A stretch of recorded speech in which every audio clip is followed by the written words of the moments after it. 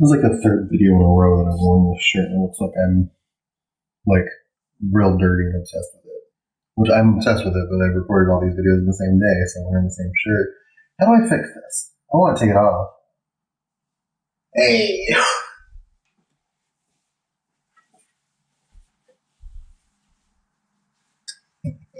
Yellow!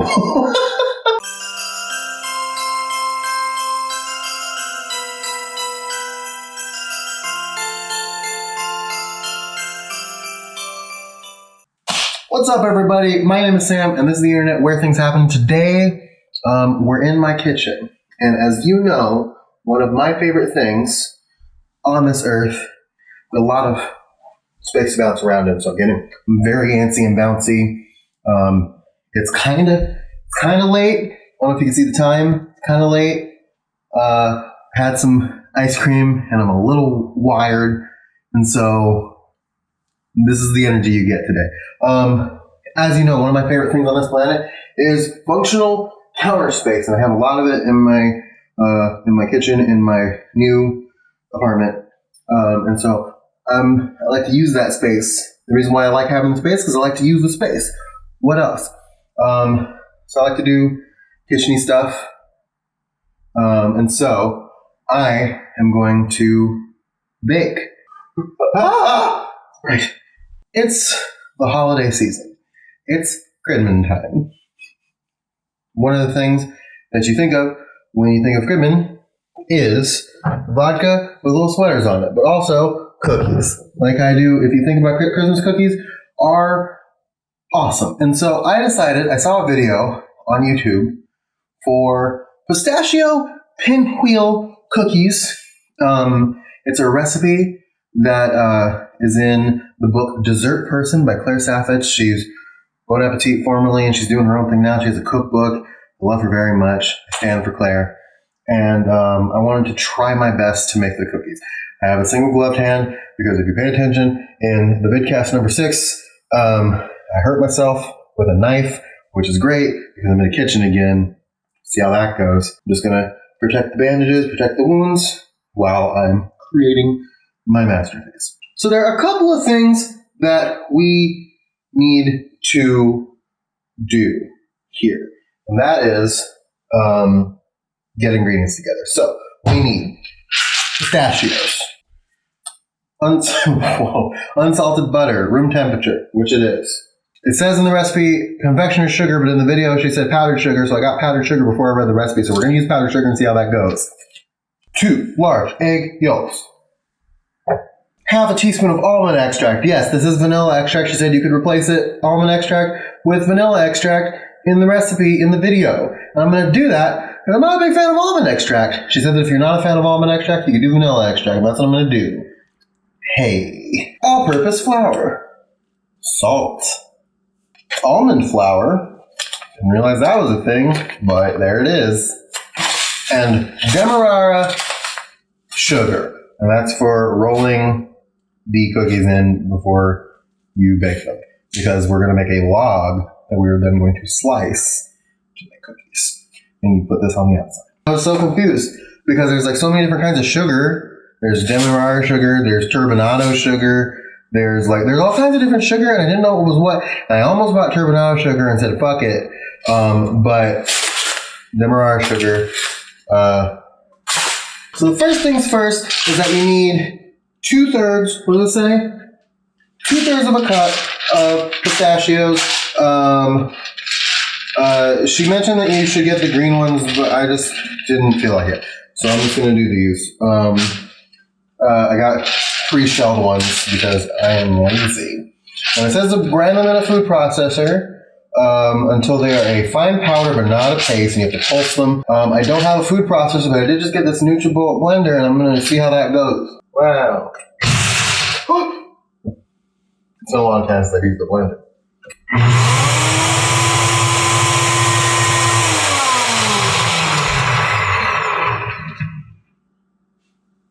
I'm realizing that I shouldn't be doing this at 10:30 at night. Approximately 10 hours later. It's a new day. It's a more acceptable time to be using a blender. I'm wearing a new shirt. We got new Band-Aids, new glove, and I'm still wearing the same apron because I like it. And also, yellow and blue make green, which is pistachios. And I did that on purpose. You can't prove I didn't. So now I need to add the butter and the confectioner's sugar, or the powdered sugar in my case, to the blender, and I have to process that until the mixture is smooth and creamy. All right. So it says I need 1.5 sticks of butter, which is a lot of butter, and I'm a big fan of that.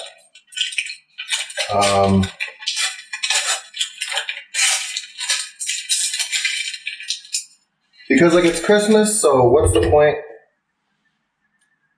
What's the point of doing anything if you're not going to go big on the butter, right?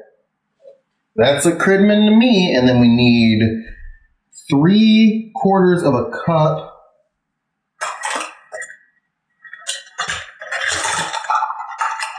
of powdered sugar, but I don't have a 3/4 cup, plus 2 tablespoons. So I'm just going to do 3 of these, and some extra. 1, you just double check, 3/4 plus 2 tablespoons. Correct. I was right. 2, 3, and for good measure, oh boy, I'm going to do 2 extra tablespoons, because that's what the recipe says. And then, you're going to mix it up in the blender.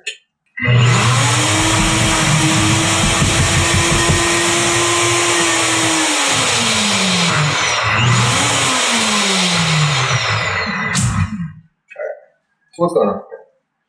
The butter is not reaching the bottom of the blades.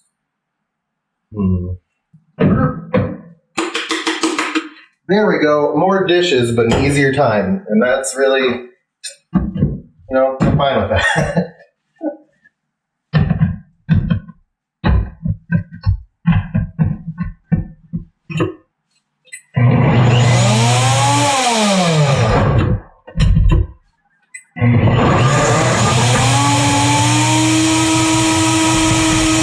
I'm discovering that maybe this is the wrong tool for the job.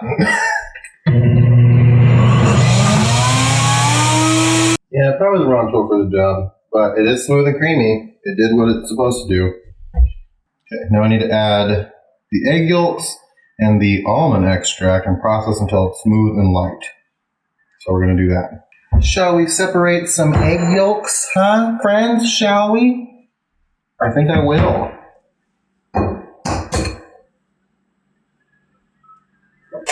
Oh no. They ask you how you are, you just have to say that you're fine when you're not really fine. This is problematic. Oh well. Really wish I wouldn't have dropped that egg there. Oh well. 1 yolk. Get another egg. How's that? This is exactly what I was expecting was going to happen. Some kind of disaster always occurs when I cook or bake or do anything. That's not true. I'm just really self-conscious about the knife incident from the other day. I actually cook very well under typical circumstances. And if Anthony from Queer Eye ever taught me anything, it's that you should always have a kitchen towel draped over your shoulder. Now I need to add half a teaspoon of your extract of choice. And, you really should not measure flavor extracts with your heart because they can be very powerful in small doses. But what you should not feel bad about is measuring over your thing and getting a little bit more than you bargained for in there. That's how I've always done it. That's how people I know have always done it. And quite frankly, that's how you should do it. Yeah. Let's mix it up. Oh, I didn't cut the butter into pieces. That's why I'm having an issue. Ah! Let's see how this is more promising.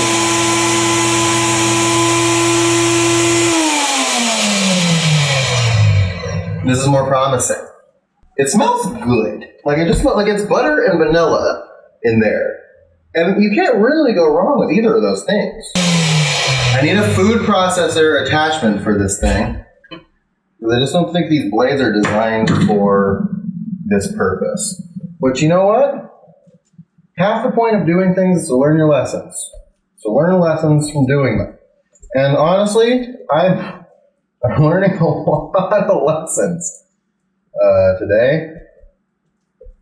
And you know, that's a good thing. Maybe if I need to.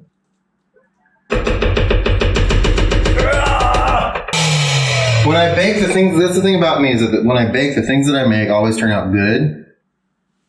But I always have so many problems doing it. A little bit more. I think we're almost there, right? Now, we're going to have the flour, the salt, and we're going to pulse until we have a stiff, uniform dough. 1 cup of all-purpose flour and 1.5 cups of almond flour. I don't know if you can see what's happening in the sink right now, but it's not good. So 1.5 cups of this baby here. This is much easier to pour than the regular all-purpose flour was. Cooking is an art. Baking is a science that can become an art. Cooking can be a science too, but cooking is a lot more. You can be a lot more liberal with what you're doing in cooking. Not so much with baking, because a little deviation can be a disaster. So.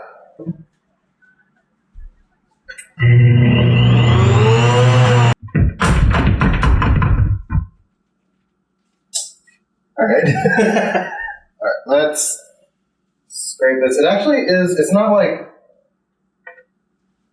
what I think it should be based on what the recipe is describing, but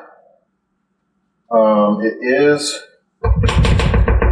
pretty blended together, and I think that if I just work it with my hands a little bit, it'll be good. I need a spoon. I need a spoon.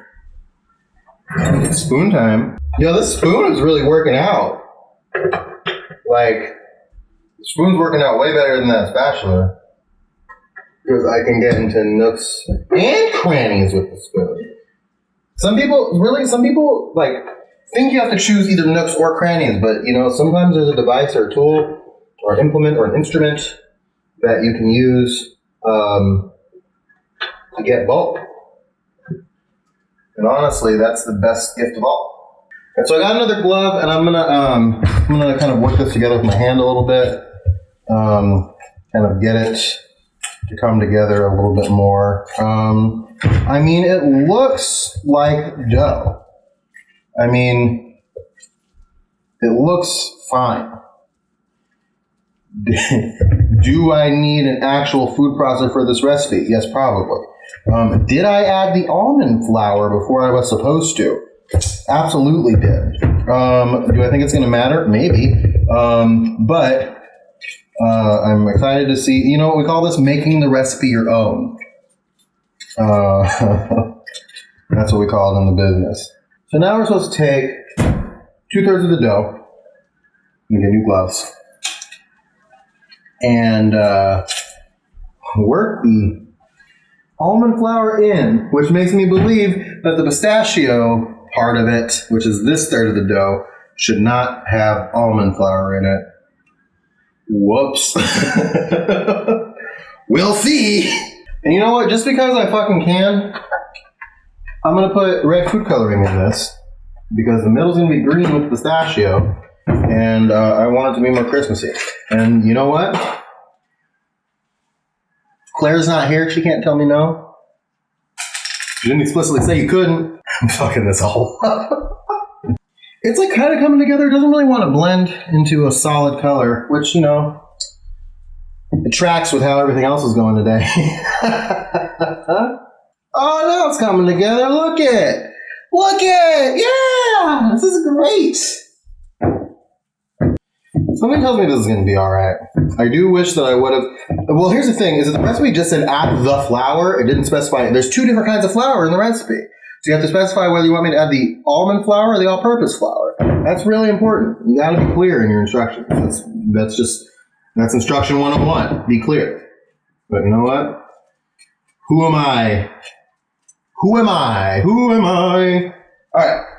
Now we're gonna take this dough and what does it say? Pat it down with your hands onto a thinner layer of parchment paper, which I have put here already with my incredible power of foresight that I have.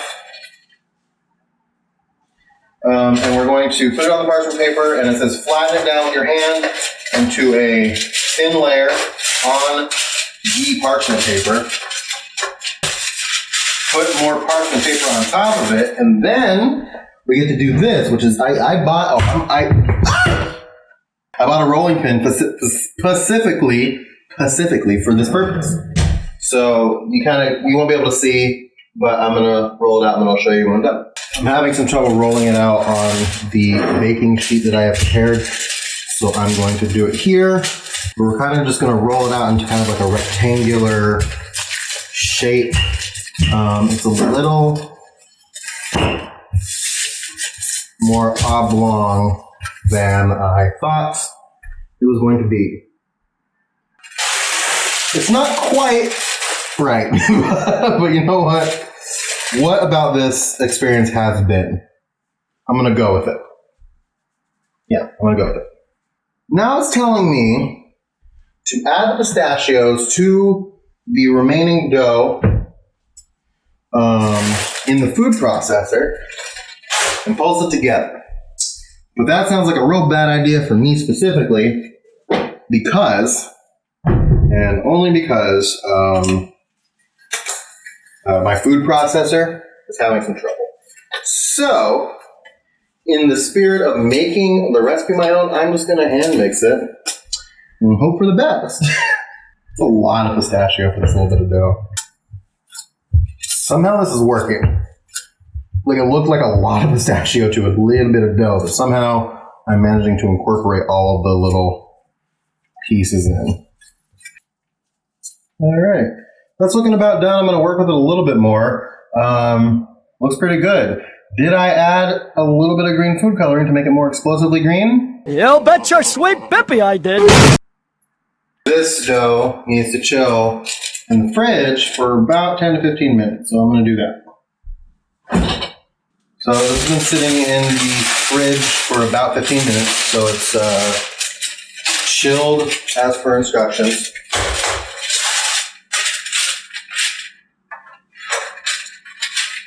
Now what it's telling me is that I need to kind of plop little tablespoon-sized pieces of this dough across the dough, the chilled dough, and kind of spread it across. But because of my beautiful foresight and the way that I really have made the recipe my own, it's not really spreadable, so I'm just going to improvise. But you know, it's gotten me this far, so why not, you know? God, I hope these are good at least. Like, they're probably going to look like crap, but at least I hope it tastes good, you know? That's really all I can ask, you know? If it tastes good, then, you know, I'm winning. This is truly comical.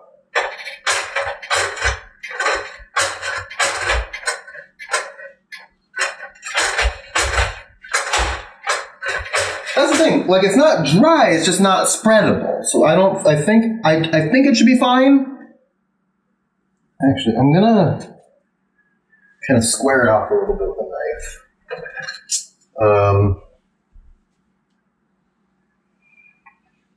So it's a little bit more even. So I kind of feel a little bit better about myself and what I'm doing here today.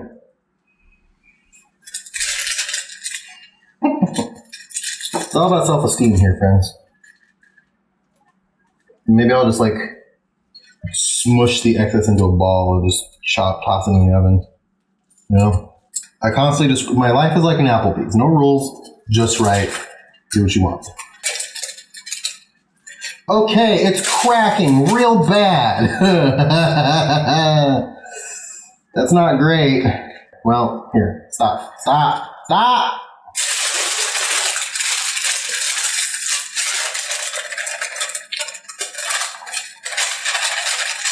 Maybe that was a mistake. I said use the parchment paper and I legitimately just ignored that very simple instruction. And that's probably my hubris really kind of got me there.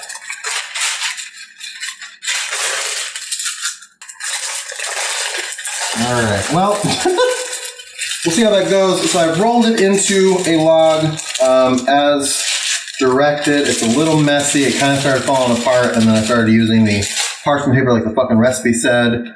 And now it's a nice log of dough that is, you know, it kind of should spiral when I cut it. But what it says now is that we have to wait an hour. So we've transferred, so we've put the dough in the parchment paper, wrapped it up. We're going to put it on this cookie sheet, and then we're going to put it back in the refridge for another, for an hour. Let's see. Chill until the dough is very firm, at least 1 hour. So I'll be back in an hour. I'm going to clean up a little bit, and I'll see you very soon. Like now. This holds absolutely no bearing on the video at hand, but I decided I wanted to make a little egg white thingy out of those separated yolks. Make a little sandwich maybe. Some ham, a little egg white disc. Seems like the thing to do. Anyway, be back in whatever time. I snapped and it got you here. I'm going to snap you again and it's going to get you there. So, all right. So the dough has sat in the fridge for an hour, straight chilling. So now I'm going to do the sugar on the roll, and that's what's going to happen now. Open up this Demerara cane sugar, and you know, fail spectacularly because why would you make it a pull thing if you're going to require scissors? It doesn't make any sense to me. We're going to roll this roll across the sugar so that the sugar adheres to the log. And so now we have our kind of sugar-coated log. You can kind of see a really bad spiral in there. It's not quite as tight or pretty as I wanted it to be. But now we're going to just go for it. So I'm slicing the log in half to make it easier to cut even pieces out of. And then I'm going to kind of slice it into rolls. The instruction was to kind of like roll it as you slice to get uniform cut, so you're not squishing it down. But this thing is not working like I want it to. And so I'm just going to kind of gently slice it while holding it together best I can. Oh, this doesn't look like it's supposed to at all. Let's place them about an inch apart on the baking sheet. Because they apparently don't spread a lot, but they do kind of spread, so you want to give them some space to breathe on there. Okay, did these turn out the way that I had expected them to? No. Do I think that they're going to be good? I don't know. Probably. I hope so. But you can kind of see, I don't think this is how they're supposed to look. But you know what? We're going to put it in the oven for 15 to 20 minutes anyway. And we're going to switch sides. We're going to switch them on the rack and flip them around and bake them full way halfway through. And then we're just going to see. So I'll catch you on the other side of this. See how it goes. So I cleaned the kitchen and I pulled the cookies out of the oven. And I grabbed a couple that I thought looked the best and put them on a little plate. So I'm going to show you what those look like. And there they are. Are they prettiest thing? No. They do have the idea of a spiral on them, which is good. But, you know, I'm not winning any cooking or baking competitions with a look like this. But what really matters is, do they taste good? There's a sugar on the outside. I did that correct. Let's see.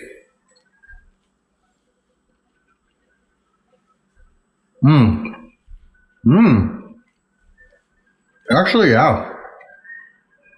Yeah, that's really good, actually. It's like, it's got crunch to it, but it's not like too crunchy. It's soft. It's kind of soft, but still all the way baked through.